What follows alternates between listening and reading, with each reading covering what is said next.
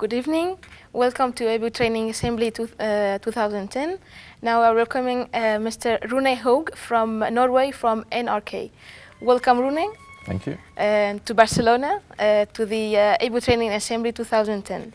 Thank you, Mireille. Thank you. So, you now just spoke about your work in NRK, and it was about sport, no?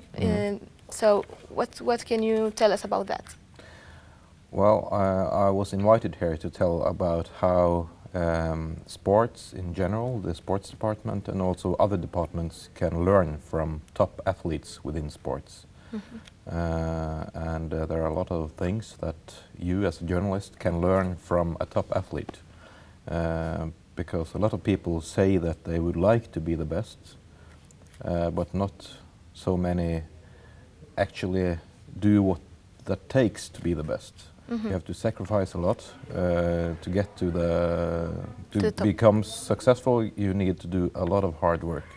Okay, and what do you think is the role of the PSB in the new communication and technological environment?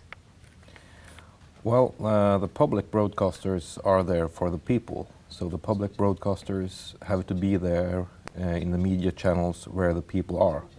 So when a lot of people are now on Facebook, the media has to be there. When a lot of people are using Twitter, they have to be there.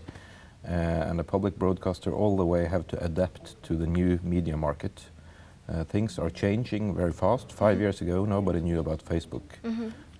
What will happen in 5 years from now, we don't know. Something new will come, and the public broadcaster have to be where the audience are, and the public broadcasters also have to deliver content that fits the new medias. Okay, perfect. Because now talking about that, about new technologies, in this way it is affected for sure in the work of PHB. So talking about youth, about new technologies, what do you think, how can PSB serve youth or the young audience? Well, first and foremost, the public broadcasters have to make content especially for the young audience. A lot of people working for the public broadcasters are men in their mid-50s that thought that 20 years ago was much better than today. They have to adapt to the reality, and they have to make sure that all the public broadcasters have to publicize a lot more interesting quality content to the youth public, both on TV, on radio, and on web. Okay, perfect. And you know that, as we know that ABU offers workshops and training for professionals on media. So, in your opinion, what should be the profile of professional in the media today, and also what should be the competence of a professional in communication today? Well, the first and most important for a professional within media is to have the knowledge and the ability to they have to have knowledge about what they are working with, and they have to have the ability to change within the development within the media market. And as we are having the ABU Training Assembly in the university, and right now we are in the University of Journalism and Faculty of Journalism, do you want to tell, maybe to advise students, what can you tell them about to be a good journalism? To be a good journalism? Well, I can tell there are three important factors you have to fulfill. First, you need to want to be best in what you're doing. You need to try and reach your own potential. And that's an easy thing to say, but it's not so easy to actually do. So you have to sacrifice a lot if you would like to be the best. You have to focus a lot.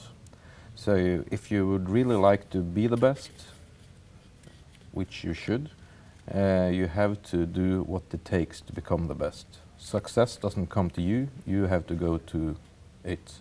That's the number one. First one. Number two, you have to have passion, and you have to find joy in what you're doing. If you're a journalist student and you don't find this funny or you don't find joy, then stop your studies and try and do something else. It's important to become a good journalist that you have some fun now and then. You have to have passion about your work. And number 3, you have to dare to make mistakes. You have to go outside your comfort zone. You have to try and do things you don't feel competent to.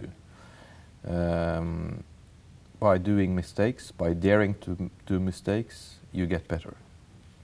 Perfect, thank you. Okay, so the last point, media literacy, it's right now it's central for the EU. I know that Norway is not apart from EU, but maybe for you, for your country, you are working on this theme too. So what can you tell us about that? Well, The importance of it for, and the role of PHB in the promotion of this issue. I think it's very important for every democratic country to have a public broadcaster where the fight for democracy and freedom is the most important issues. If you only have commercial broadcasters, you have only broadcasters that are first and foremost interested in making money. If you have a public broadcaster, they hopefully are more concerned about using their money in the best possible way for the people and to enlighten the people. And the danger is that the commercial stations are getting more and more and more and more money, and it's more and more difficult for the public broadcasters to cope with that and to compete with that. And that's why it's important for all public broadcasters to talk about these issues with their politicians, with their government, with their people. Okay. Thank you very much, Rune. Thank you, Mireille. Wish you have a very joyful stay in Barcelona, and hope to see you the next assembly. Thank you very much.